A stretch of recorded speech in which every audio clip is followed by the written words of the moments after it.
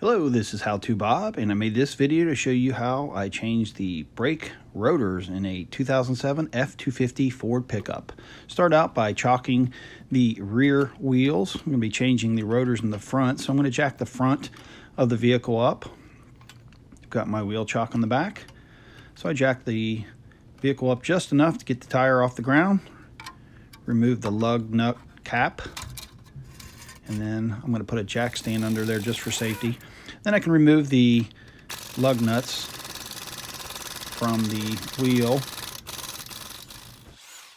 Once I get all the lug nuts off, I can go ahead and take the wheel off, and we'll see what we have behind there. So I'm going to remove the caliper now. It's held on by 2 bolts. So I just remove those 2 bolts, one at the top, one at the bottom. They're on there pretty hard, so I have to give it a little stretch there. So next I'm going to use a coat hanger here, and I'll just wrap it around the spring at the top. Then I take the caliper off, I'll hang it from that.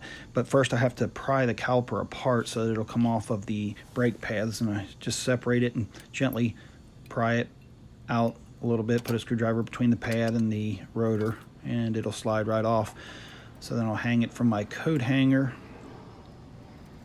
You see here, that just protects the hose going from the caliper to the vehicle in case the caliper should fall.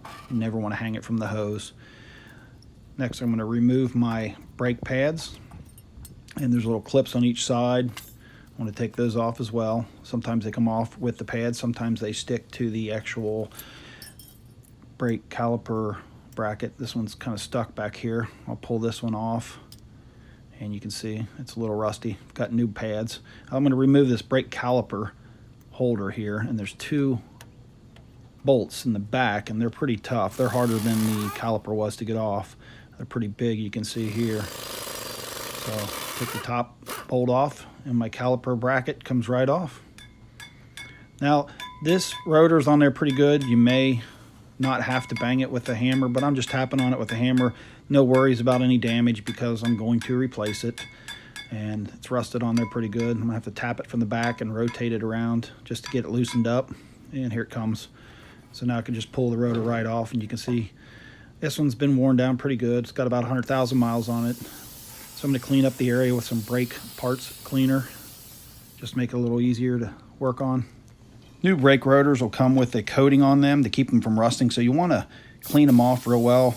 What I usually do is soak them in water mixed with dish soap. That removes all the grease, but I'm going to go ahead and spray it with brake cleaner because I've got grease in my hands, and this will keep them a lot cleaner. So now I'm going to put my brake caliper holder back on, and before I do that, I put some Loctite on the bolts. Then I can put my brake caliper bracket on, and I'm going to tighten that down, get it lined up, and get both bolts in, and then I can tighten it up. I want to start the bolts by hand so I don't cross thread anything here. And once I get that done, I can use my impact. Now these are the old pads, and this is a little trick I use to push the pistons back in the caliper. I use a C-clamp, and since it has 2 pistons, I will put the brake pad across both pistons. This is my old brake pad, and then I'll just crank down my C-clamp, and that'll push both pistons down at the same time. They do make a brake tool for this, but this works just as well. If you have a C-clamp, you can use channel locks or the brake tool that comes for this. I've got my new brake pads. I'm going to put the clips on the sides. I've already got brake quiet on the back. You can see the red on the back here. That just keeps me from hearing squeals and squeaks from my brakes when I put them on. So I put both sets of clips on, and I'm going to put a little brake grease in the channel so my pads will slide back and forth easily. Then I'm going to insert my inner brake pad in the channel and slide it all the way up against the rotor.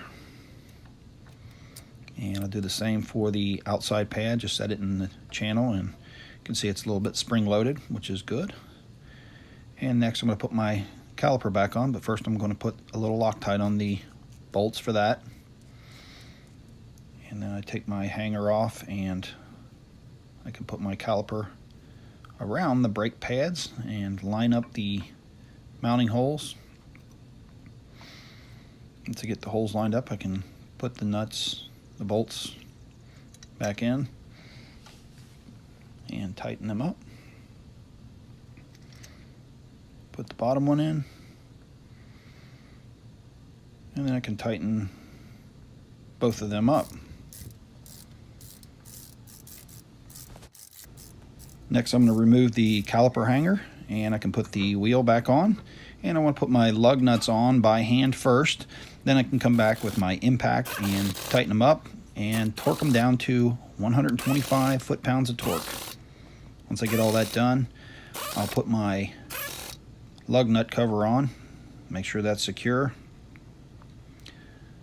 I'll take my jack stand out and lower the vehicle, and last but not least, I want to pump my brakes. And that's how you change the brake rotors in a 2007 F250 truck. I'm How To Bob. Thanks for watching.